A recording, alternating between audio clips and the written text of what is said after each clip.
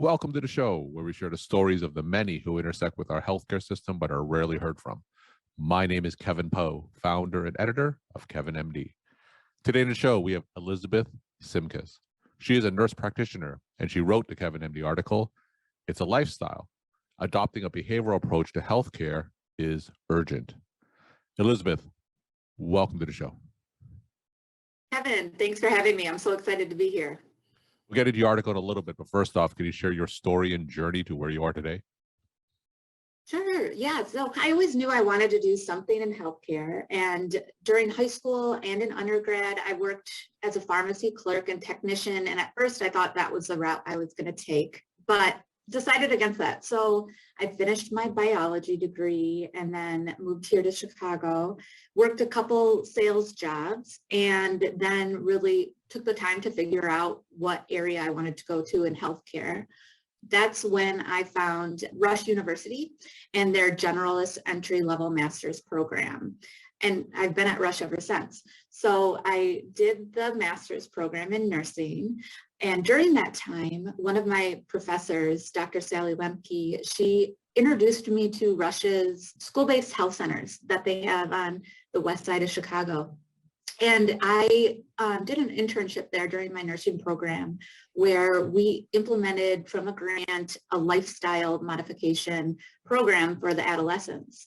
We did one-on-one group visits and even a community and school-based intervention that looked at, diet, physical activity, sleep, screen time. And that was really my first introduction to more of a lifestyle side of healthcare. And I absolutely loved it. So then fast forward to graduation, I worked on adult med-surg unit, nights, patients who had chronic diseases, maybe they were in for a CHF exacerbation or diabetes. We were an oncology overflow clinic unit where, patients with cancer who maybe had pneumonia had come to get treated. So it was intense. It was a lot of work, and it made me realize I really wanted to pursue a more lifestyle approach in the healthcare field. Yeah, so I went on to get my doctorate of nursing practice as a family nurse practitioner at Rush. And during that time, my clinical rotations were mainly with primary care providers, physicians, and nurse practitioners. But during the program, I learned of their preventive medicine department, which has the clinic, the prevention center. So I had reached out to their chair asking if I could do a clinical rotation with them. So I did with their nurse practitioner, kept in touch with her. After graduation, I worked with our bariatric surgeons, seeing patients long-term after their surgery, help them stay on their goals of lifestyle modification goals and weight loss journey. So that was a great experience. And then when a position in the prevention center opened up, I, jumped on it, and I've been here. And that's when I was formally introduced to the American College of Lifestyle Medicine. And that's what brought me to where I'm at today. So before we get into your article, let's have a little bit of context. So what is the formal definition of lifestyle medicine? Yeah, so the American College of Lifestyle Medicine, was founded in 2017, and it's based on 6 pillars of health. They look at evidence-based interventions surrounding diet, physical activity, sleep, stress. We look at mood and substance use and social connections, because we know that all of those different areas within our life can impact how our body functions and how we can help prevent, reverse, or treat chronic illness. All right, and you talk more about that in your Kevin MD article titled, "It's a Lifestyle. Adopting a behavioral approach to healthcare is urgent."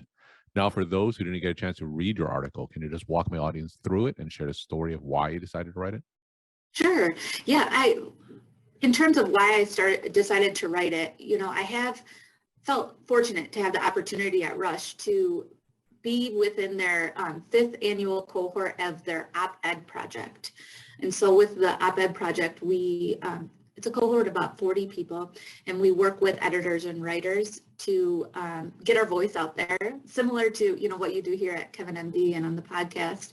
So they help us and kind of train us on how to do that, which is fun. I never envisioned myself as a writer before, but it's been a great experience. So then as I decided on what topics to write on, my involvement in lifestyle medicine over the last couple of years was like an aha moment for me. And so I really just wanted to share that experience and to see or to show people that, there is a way and an urgent need for lifestyle medicine. 6 out of every 10 Americans have a chronic illness, and 4 out of every 10 have 2 or more chronic illnesses. And as you know, this makes up a majority of our national healthcare spending and the number 1 cause of disease and disability in America. So what we're doing just isn't working. And so there is a place for lifestyle medicine, and we're practicing it here at Rush. We've got, myself as a nurse practitioner, we have an internal medicine doctor who's also certified in lifestyle medicine, cardiologist doing preventive cardiology, and also psychologists. So we work as a team and meet people where they are in their journey, in their health journey, and help them make small changes in all those pillars of health in order to, prevent progression of chronic disease, or even treat and sometimes reverse it. So it's super exciting and just passionate about it, love it. Walk us through a typical day of yours. Tell us, what are some common patients that you see, some common conditions that you address, and common ways that you solve these conditions? Okay. Since the pandemic too, we've been able to implement telemedicine. So I see patients either in person or virtually.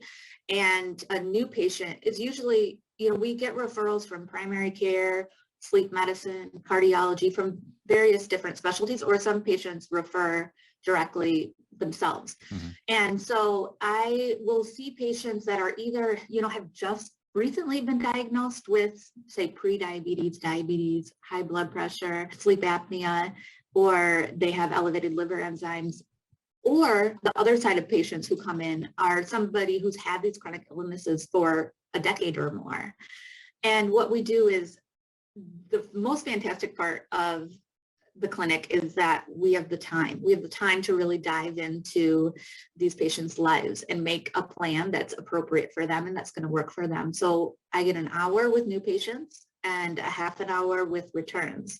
So we go through, we have a long inventory intake form that covers all those pillars of health, diving into, their weight history, their dietary patterns, their work, their social life, their family, and on and on and on, to get a sense of where there may be opportunities for making small tweaks or changes.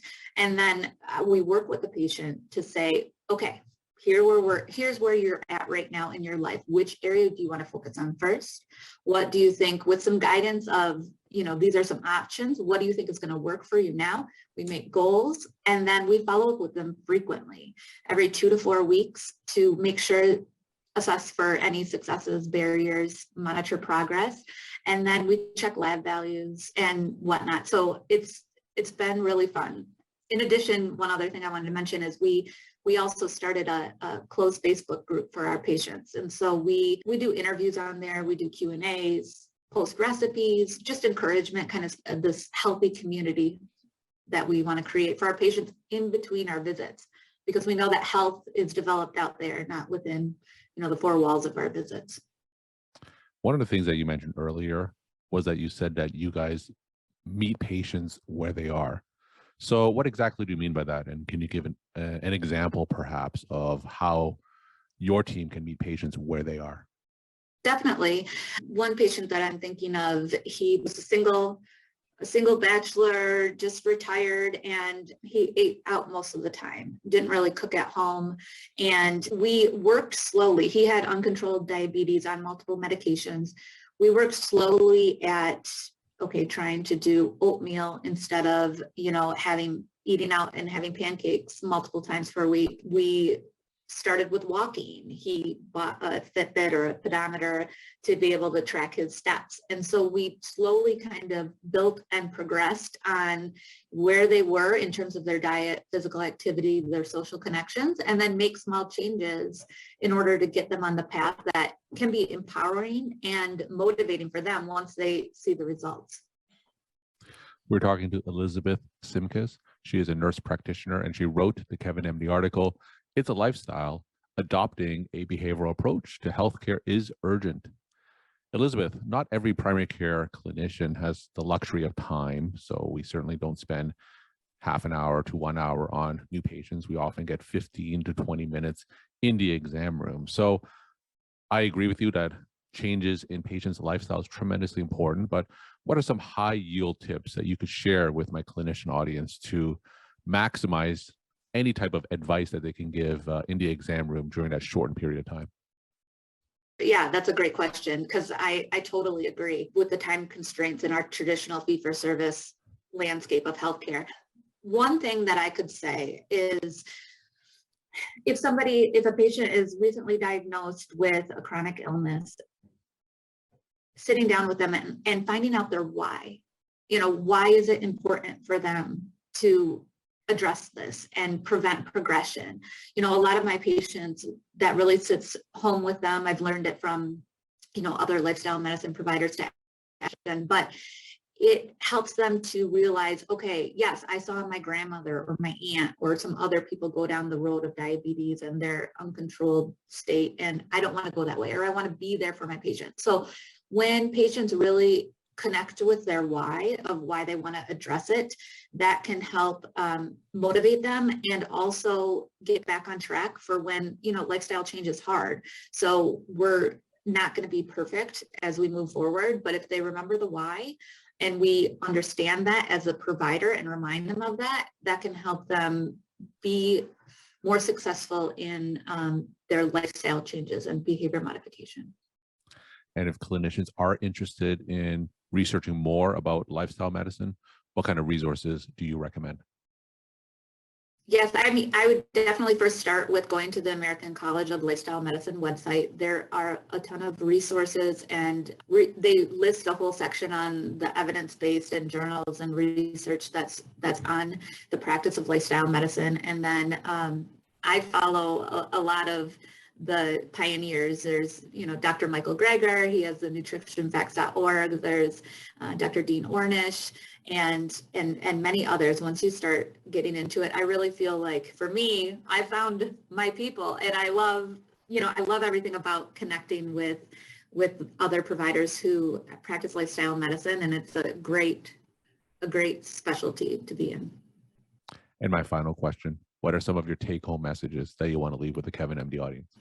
I would say definitely there's a place for lifestyle medicine in our healthcare schematic, right? And of course, there are need for medications and there are need for interventions and traditional treatment, but lifestyle medicine has a very powerful impact and can make a great impact on our patients' health, our economic landscape of healthcare spending, and it has a big impact that can make a difference in our health of our nation. Elizabeth, thank you so much for sharing your time and insight, and thanks again for being on the show. Okay, thanks, Kevin.